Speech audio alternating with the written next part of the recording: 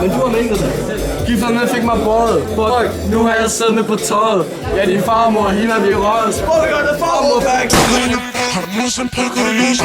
Og ser sig ud i så fæs. Og ser mig på fag. Hun vil gerne prøve sig ud. Har du nogensinde prøvet at løse? Og ser sig ud i så fæs.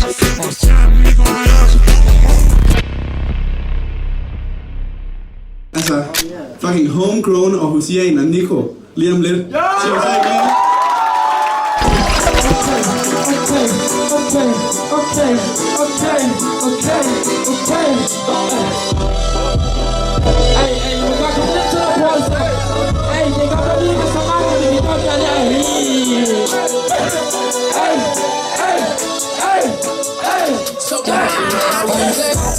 Telefon daglig, kan du huske, at du sagde, jeg var barnlig? Men jeg slipper det lige, man ringer til mig, for vi snakker i timer. Hun er siger for rexet, det synes jeg for nogle film, hun kan snakke. De som næsten vil have det sjov, hun vil have til, hvad hun vil være sad. Min bitch, hun vil have mig tilbage. Min bitch, hun vil have mig tilbage. Hun vil bare tilbage, hun vil virkelig gerne tilbage. Hun vil bare tilbage, jeg skal ikke finde sig. Hun er dirty, kan du til det, kan det mig dirty. Du er rød i en røg, hun bagser på det, ligesom om hun kan træde. Hun er kold, bare fordi hun er en broke bitch. Mit navn er Nico, jeg er fra Aarhus.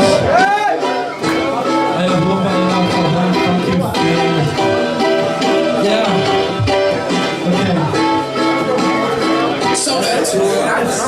Okay, jeg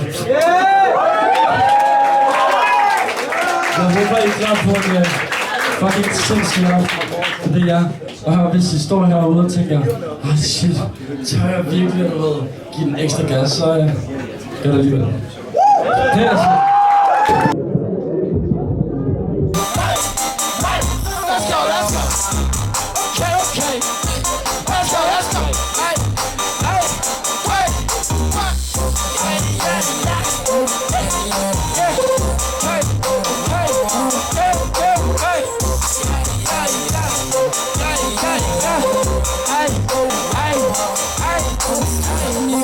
Din dreng de løber, min dreng i en big black Jerry.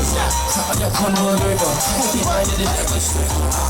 Jeg ligner din dreng, jeg er ikke den til Oceaner.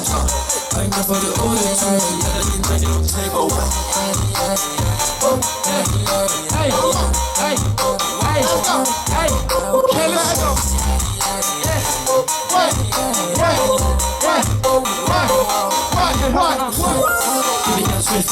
Jeg har så en iPhone 6 i min baglov. Hvis du vil fuck it, så bare kom. Du er popdreng, du er farlov. Først er vi ikke Gucci. Jeg starter som Lucy. Og jeg siger det som Pussy. Jeg gør det med din ven hoodie. Ikke på hoodie, what the fuck. Okay, let's go.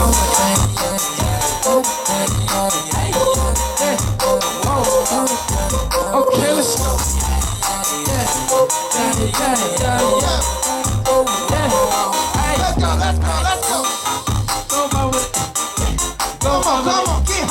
Go out with it. Ah, shit, it's for bomb.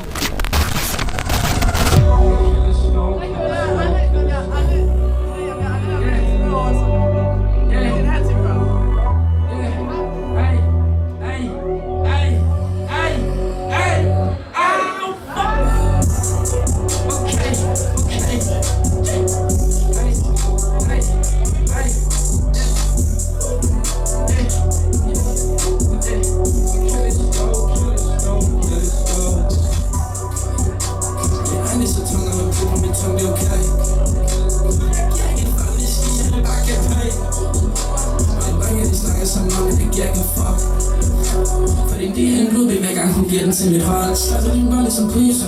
Slapper det kaldt som viser. Hvor man jeg skal ligesom pøse. Spørger min nummer, jeg tror hun er stresser. Jeg kan ikke snakke med det. Bruno, jeg skal lige spørge om noget. Jeg har en homie, der hedder Marlo. Hey, kom over. Marlo, han er fucking varm. Og han vil gerne lige en plads til jer. Hey, hey. Let's go. Vil du give sejt? Du var en snart, du tavlig bitch. Det er ikke til for mig. Fordi mutter bliver op, hvis du ikke sjov. Også man ikke snakker business.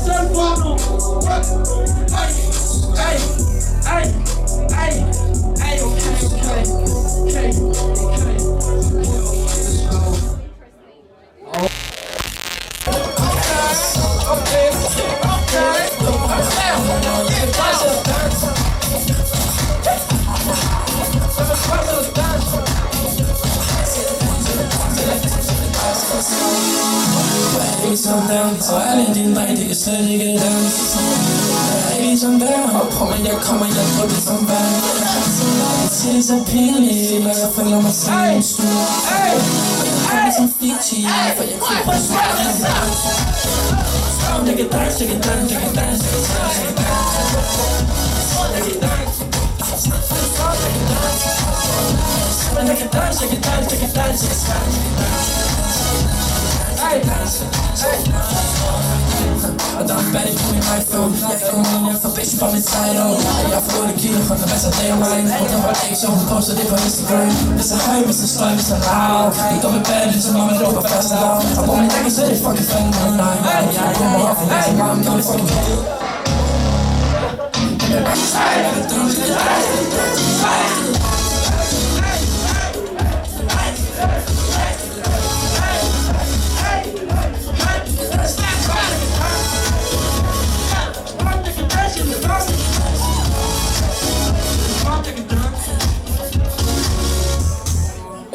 Jeg som er først, som ligger god for. Ikke sagt så meget, jeg har det brug for. Men mit fingerkryds vil holde, når det fryser. Jeg var langt med mig for modeller, og det vil spise mig. Og nu vil jeg jo igen, mens jeg holder mit bedste ven. Jeg slår mig selv igen, fordi jeg tror, jeg elsker hende. Hvorfor forklare mig selv, jeg ikke til at se den eller? Hvad var det skæbne med mig, hvis jeg stadig griner? Jeg snakker hen til, jeg vil se mig. Så jeg forstår, at jeg ikke kan lide mig. Jeg vil forsvinde i de her timer. De der bitches har det short, de går til byen. Jeg snakker hen til jeg besvimer. Så jeg forstår at I ikke kan lide mig. Jeg vil forsvinde i de her timer. Fucked up, alt hvad vi har kaldet fuck. Hun ved hvad klokken slår, så snart jeg længere spørger hvordan jeg går. Jeg snakker hen til jeg besvimer. Så jeg forstår at I ikke kan lide mig. Jeg vil forsvinde i de her timer. De der bitches har det short, de går til griner.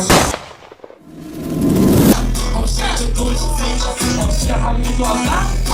Jeg har presset mig. Jeg har låst på det. Og ser så god til fængsel. Jeg har lige gjort langt.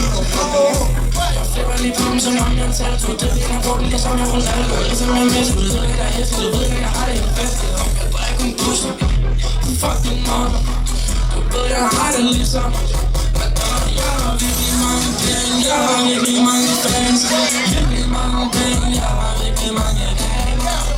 Mange penge, min fucking lommer buler ud. Når du går på scenen, du bliver bedre. Og jeg kan prøve sådan lidt, og du som gør det her. Og ser så god til fint, og tager du med mig nær. Og jeg kan prøve sådan lidt, og du som gør det her. Og ser så god til fint, og tager du med mig nær. Og giv dig faktisk lidt, man. Hey, show the girls, show the girls. Tell us, de glemte dig. Oh shit. Hey, det er fra Tyrkiet. Ej, shit. Hvad er der nu? Okay, er I klar til at gå nuts? Er I klar til at gå kæmpe Bango Loco? Hey, let's go! Kom! Homie, I'm posted lean. Har du lyst til på mig? Lad os gå til gå til fest. Og se ham ikke lide. Homie, I'm posted lean. Har du lyst til på mig? Og se ham gå til fest. Og se ham ikke lide. En nigga så hurtigt ligesom jeg med queen for min bil ser bogen. Og hvis du min bil så bare hop ind i bilen. Og du ved at jeg har det. Fuck er sine venner. De er derovre for kraverne venner. Nu vil de være venner. Men hvis ikke nogen jeg kender. Jeg siger en lille dreng og ligesom jeg Justin Bieber. Så jeg forstår det, jeg kan lide mig. Og jeg er det ligesom jeg fucking nu skal lide for. For det spørger mig om fly. Okay shit, er I fucking klar eller This is not a test. This is your emergency broadcast system announcing the commencement of the annual purge sanctioned by the U.S. government. Weapons of Class 4 and lower have been authorized for use during the purge. All other weapons are restricted. Government officials of ranking 10 have been granted immunity from the purge and shall not be harmed. Commencing at the siren, any and all crime, including murder, will be legal for 12 continuous hours.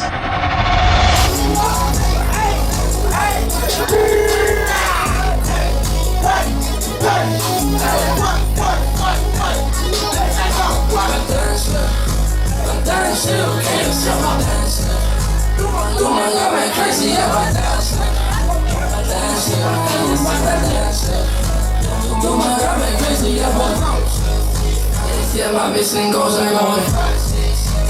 Bitch, jeg på den grænne, så det skal. Jeg kan få den mig, de siger. Hvis vi kommer, kan vi over 4, 5, 6, 7, 3. Jeg har det fucking sygt, de spørger dig. Hvordan slipper køn, så hvordan slipper. Du må gå med crazy, jeg bare danser. Hvordan slipper køn, så hvordan slipper. Du må slipper køn, så hvordan slipper. Du må gå med crazy, jeg bare danser. Hvordan slipper køn, så hvordan slipper. Du må gå med crazy, jeg bare danser.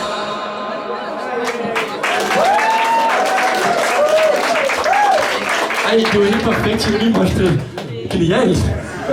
Hvad er der nu?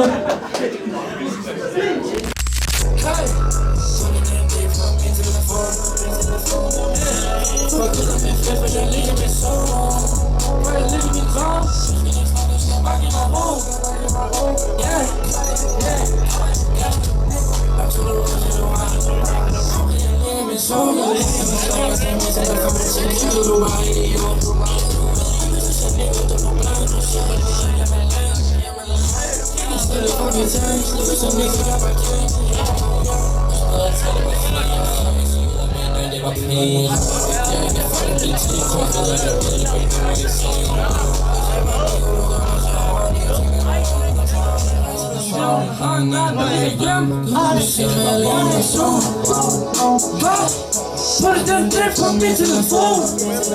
Okay, fuck ud af min fred, og jeg ligger min sol.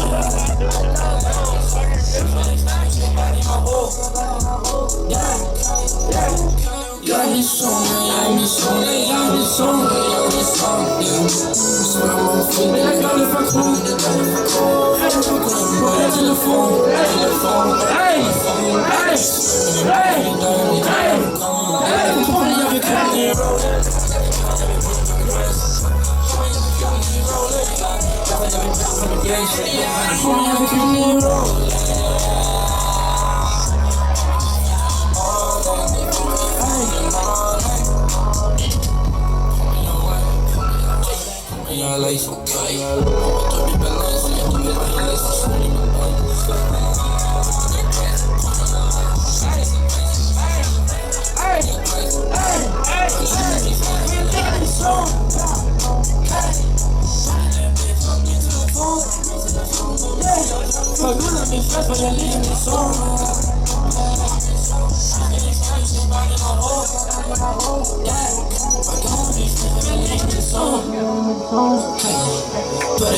På min telefon, på min telefon. Fuck ud af min fest, for jeg ligger min sov.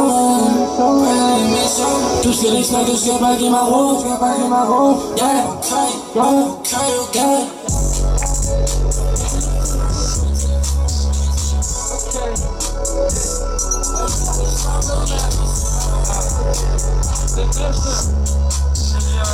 Næste sang, jeg dropper. Den hedder Hun siger hey. Det er min DJ Bruce. Altså, gør det shit. Jeg laver beat.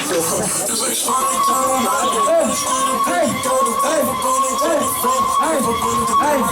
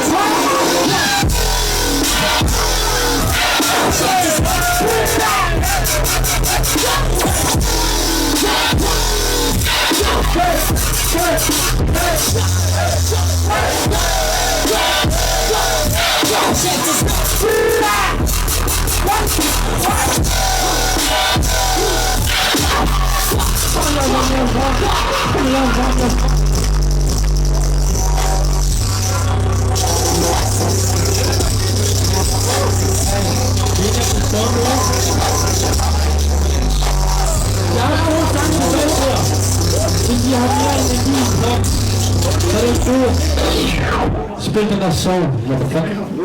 Følg lort, mand!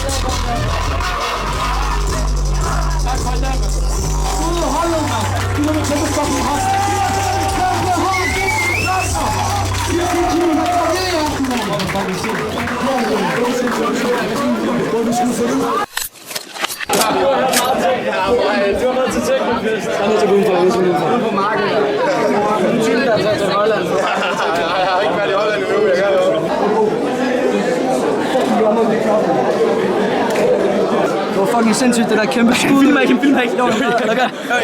Kæmpe skud Nico. Skud Mørk. Skud Young Murbuck og skud alle andre, der var på scenen. Skud alle boys. De spiller den der... Når jeg nedlægger lyddreng på Nørre, bro. Er det min sorte TN-sko? Hopper over hegnet og maler et tog. Go, Sonny, go! Go, Sonny, go! Det ser dejligt ud.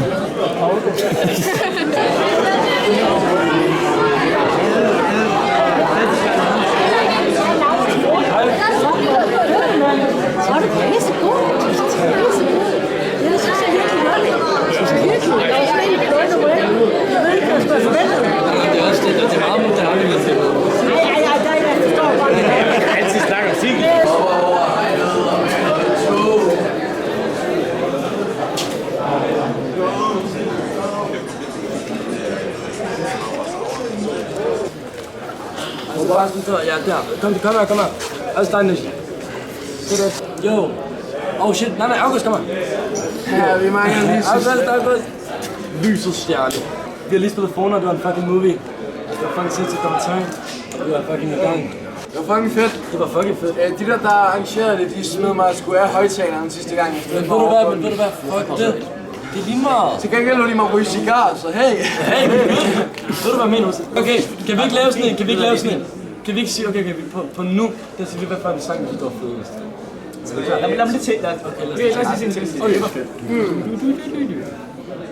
I skal virkelig kigge sådan forundrende sådan. Knider lidt i gedeskægget. Nu bliver jeg overblik, jeg kan ikke huske mig. Okay, 3, 2, 1, fint! Wow!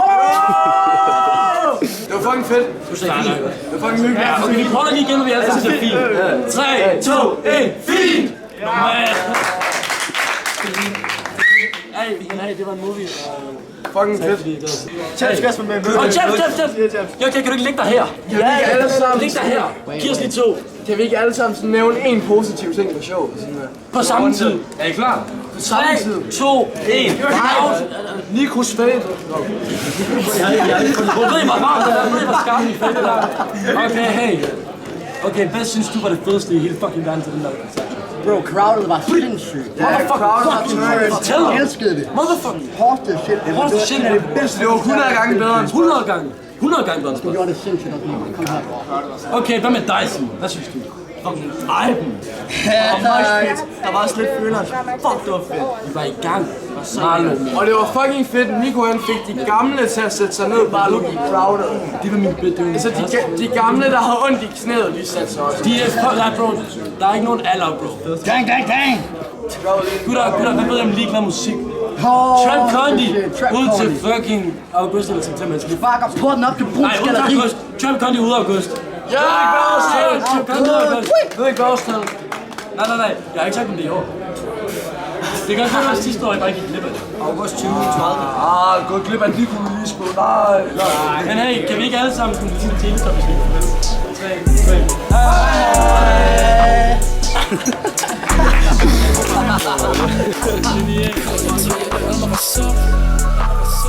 De matcher tager for mig til tank.